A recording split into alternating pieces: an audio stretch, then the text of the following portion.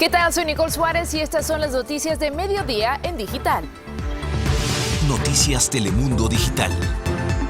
Encuentran a 5 niñas centroamericanas migrantes solas y abandonadas cerca de Río Grande, en la frontera sur. Tienen entre 11 meses y 7 años y habían llegado a una granja sin ningún adulto que las acompañara. La FDA autoriza la vacuna de Pfizer contra el COVID para menores de 12 a 15 años. Surgen ahora las dudas de muchos padres sobre si sus hijos deberían recibirla. Tenemos la opinión de un experto. Muchos negocios se enfrentan a otra consecuencia del COVID, la falta de personal. Sus trabajadores prefieren recibir el cheque de estímulo por la pandemia en lugar de acudir al trabajo. Algunos especialistas hablan de una nueva revolución laboral. A una semana de la caída de 2 vagones del metro de Ciudad de México, surgen más denuncias del mal estado de otras líneas y el temor de que pueda repetirse un accidente similar al de la línea 12 que dejó 26 muertos y decenas de heridos. Hola, les saluda Nicole Suárez, gracias por estar aquí. La FDA ya le ha dado luz verde a la vacuna de Pfizer contra el COVID para adolescentes entre 12 y 15 años, pero surgen dudas, preguntas y también desconfianza entre algunos padres. Francisco Fajardo tiene más datos. Buenas tardes, Francisco. ¿Qué tal, Nicole? Muy buenas tardes. Así es, son 17 millones de adolescentes entre 12 y 15 años quienes ahora podrán recibir una vacuna del COVID-19 tras la aprobación de emergencia por parte de la FDA. Nosotros hablamos esta mañana con el doctor Jaime Sepúlveda. La primera pregunta fue: ¿qué tan segura es esta vacuna de Pfizer para los niños entre 12 y 15 años? Escuchemos. Se han hecho en más de 2,000 niños ensayos para probar seguridad y eficacia, y los resultados son sumamente alentadores. Y la mejor noticia es que ha demostrado ser extraordinariamente eficaz, incluso más eficaz que para personas mayores. ¿Por qué es importante vacunar a los niños si es que se dice que ellos corren menos riesgo de contagiarse de coronavirus? Aun cuando el riesgo sea menor en este grupo de edad de 12 a 15 años, de todas maneras están expuestos a enfermar ellos, pero también a ser vehículos para transmitir el virus a sus parientes y amigos, familiares mayores. Otra de las preguntas que le hicimos al doctor Sepúlveda es si hay que tomar en cuenta ciertas condiciones médicas o padecimientos que tengan los niños entre 12 y 15 años antes de que se les ponga esta vacuna, y esto fue lo que nos respondió. Son las mismas recomendaciones, solamente en el caso de haber tenido un antecedente muy serio de anafilaxis, de una alergia muy severa al recibir una vacunación, esa pudiera ser la única excepción, pero no hay ninguna otra recomendación para este grupo de adolescentes. Me despido y regreso contigo. Gracias, Francisco. Sabemos que son pieza clave para lograr la inmunidad de rebaño. Y en otro tema, 5 niñitas aparecieron solas y abandonadas en una granja cerca de Río Grande, en la frontera sur. Las 5 son centroamericanas. La mayor tiene 7 años y la más pequeña tiene tan solo 11 meses. Lourdes Hurtado tiene la crónica de este nuevo episodio de menores dejados a su suerte en la frontera. Buenas tardes, Lourdes. Te escuchamos.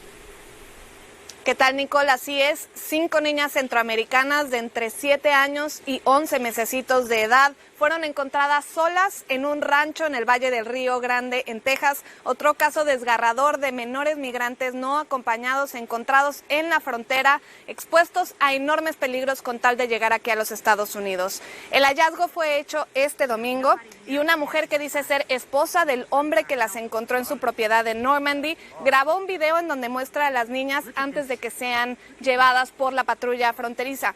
En el video se muestra una enorme pila de tierra. La mujer dice que ahí durmieron estas niñas y después enseña a sus empleados cómo están atendiendo a estas pequeñas y les ofrecen botellas con agua.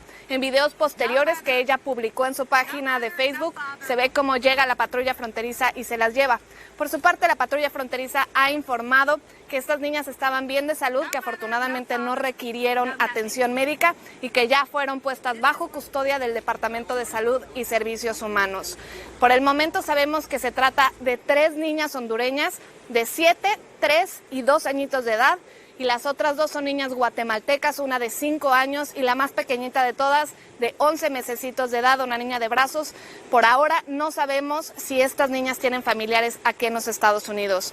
Lo que sí sabemos, según cifras oficiales, es que como ellas hay más de 21,000 menores migrantes en este momento bajo custodia del gobierno federal. Nicole. Qué lástima, Lourdes. Gracias. Hace algunas semanas que la administración Biden empezó a reunificar familias migrantes que fueron separadas bajo el mandato de Donald Trump. Sin embargo, nuestra colaboradora Paola Ramos estuvo hace poco en Reynosa, México, elaborando un reportaje sobre cómo otra política de la Casa Blanca está causando separaciones en la frontera. Escuchemos parte de la entrevista que le hizo Paola a José y a su hijo de 14 años, quienes juntos emigraron de Guatemala con la intención de llegar a Estados Unidos. En este caso, como le digo, sí, él está haciendo casi la misma que hizo el Donald Trump también, porque mi hijo se va mañana y yo me quedo aquí, como le digo, a la espera de que él llegue. Paola, ¿cómo estás? Cuéntanos, ¿por qué se está comparando esta política de Biden a la de la administración Trump? Pues Nicole, una de las cosas que se está perdiendo en las noticias es que, aunque es verdad que el presidente Biden se está deshaciendo de la mayoría de las políticas migratorias de Trump, está respaldando una de las políticas más conservadoras y más anti-inmigrantes de Trump, y esa es la Orden 42. O sea, lo que la gente no entiende muy bien es que durante la pandemia Donald Trump implementó esta orden. Esta orden es una orden de salud pública en la que esencialmente permite al gobierno americano a que expulsen a la mayoría de los migrantes que se están presentando en la frontera. Pero eso sí, hay una diferencia entre Trump y Biden. Biden, como sabemos, está permitiendo que los menores de edad entren a Estados Unidos, pero no a los adultos. Entonces, ¿eso qué significa? Eso significa que muchos papás, como José, al que la audiencia está viendo en la pantalla, se están planteando una decisión que es realmente la mayor pesadilla de cualquier papá. Y eso es, ¿me quedo en México con mi hijo en una ciudad muy peligrosa o dejo a mi hijo a que pase solo a Estados Unidos sin mí? Entonces, esa es la decisión. Y como bien mencionas, la decisión de separarse de un hijo es extremadamente difícil. ¿Cómo están llegando a esta resolución estos papás? Yo lo que vi, Nicole, es que es desesperación. O sea, un papá como José piensa que es la única solución que tiene. Él y su hijo fueron secuestrados en Reynosa, se intentaron presentar juntos, no pudieron y ahora cree que es la única manera en la que su hijo puede sobrevivir. Le hice esa pregunta y eso es lo que él me contó. Los papás que deciden no hacer esto. Tú estás decidiendo sí hacerlo. Pues es la única opción que tenemos todos. Mandar a nuestros hijos, porque así pues ellos aprovechan el futuro. ¿Va? No, sí que no duele, porque desprenderse de un hijo, como le digo, duele. Pero si yo no le puedo dar lo que él quiere, lo que él puede hacer, y yo le puedo echar la mano, pues mejor que lo haga. Qué difícil y más en un lugar desconocido. Paola, ¿qué fue lo que más te impactó de todo esto? Realmente uno hace estas historias siempre, pero ver a alguien quebrarse, ¿no? Ver a alguien con el corazón realmente partido y entender el tipo de conversaciones que están teniendo con sus hijos para hacer lo más difícil que tal vez hará José en su vida, que es separarse de su hijo y no saber cuándo le va a ver. Ver eso enfrente de mí me sorprendió mucho y me impactó mucho. ¿Y ellos siguen con la esperanza de que tal vez se puedan reunir otra vez? ¿Sí tienen eso?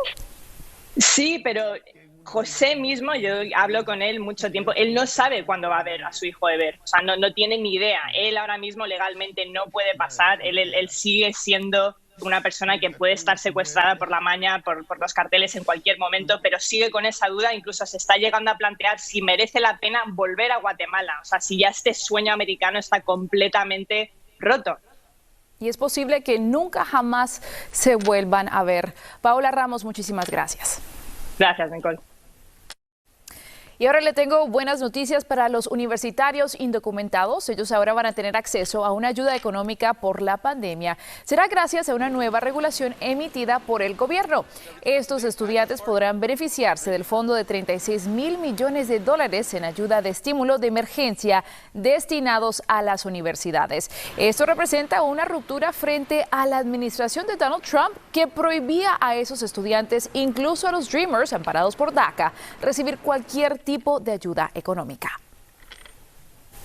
La pandemia del coronavirus también ha cambiado significativamente el mercado laboral. Muchos gobiernos, como el estadounidense, han habilitado fondos para ayudar a quienes han perdido sus empleos, pero esta ayuda se ha convertido en un arma de doble filo. Rebecca Smith nos lo explica.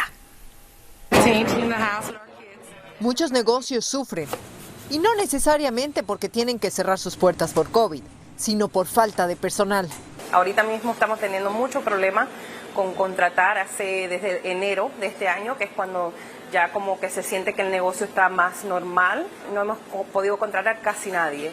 Al parecer, trabajadores de pequeños negocios y cadenas de comida rápida, una vez que recibieron sus cheques de estímulo económico, desaparecieron. Por lo que ahora se están viendo forzados a hacer sus ofertas de trabajo más atractivas, como por ejemplo, Taco Bell y McDonald's están incrementando los beneficios y organizando eventos de contratación para atraer a solicitantes. Pero cuidado para aquellos que hayan recibido un estímulo y no quieran trabajar, advirtió el presidente Biden. A quienes les ofrecen un empleo apropiado, tienen que tomar el empleo o perderán los beneficios. Otras empresas, como la cadena de comida mexicana Chipotle, optó por aumentar a $15 la hora y ofrecerá más de 20,000 nuevos empleos. Durante el mes de abril, también la administración Biden firmó una orden para aumentar los salarios a $15 la hora para trabajadores federales. Pero recordemos que en el sector privado, empresas como Amazon y Costco ofrecen ya $15 y $16 la hora, esperando que estos números sean lo suficientemente atractivos para los empleados. Es una situación complicada. Le doy la bienvenida ahora a Rebecca Smith.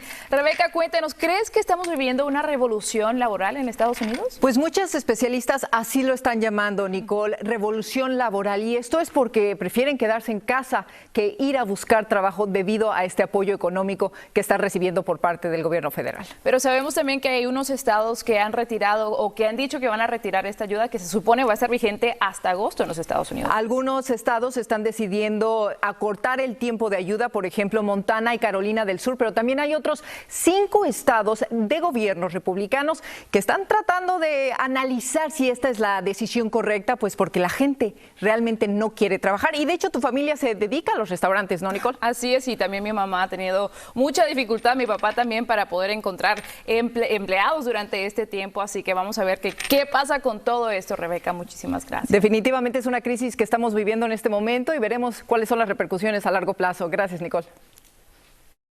Y también seguimos atentos a las consecuencias del ciberataque de hackers rusos contra la compañía Colonial Pipeline. Sus oleoductos transportan gasolina y otros combustibles a través de 10 estados. Y ya se están viendo consecuencias inmediatas en el suministro y también en el precio de la gasolina. Cristina Londoño tiene la información. Adelante, Cristina.